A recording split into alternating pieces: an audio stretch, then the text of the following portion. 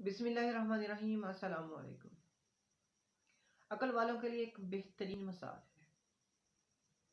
मिसाल के तौर पर हम जब तरबूज खरीदते हैं, अगर हम 5 किलो का दाना खरीदते हैं तो जब उसे खाते हैं तो उसका छिलका उतार कर खाते हैं।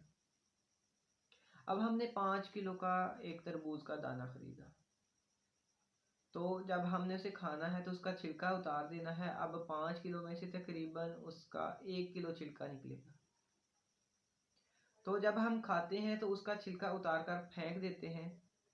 जब हम छिलका फेंकते हैं तो हम परेशान नहीं होते, हम ये भी नहीं सोचते कि हमने ये छिलके समेत खाना था। दूसरी तरफ जब हम कोई माल्टा खरीदते हैं तो जब खाते हैं तो उसका भी छिलका उतार कर खाते हैं, हालांकि हमने माल्टे के छिलके समेत पैसे अदा किए हैं।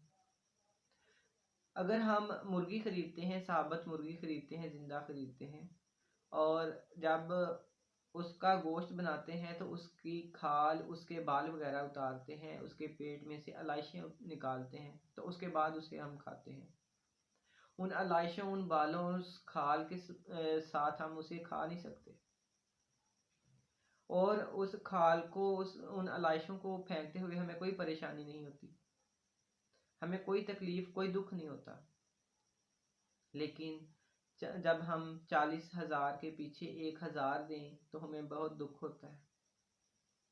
1 लाख के पीछे 2,500 दें तो उसका भी हमें बहुत दुख होता है, बड़ी परेशानी होती है।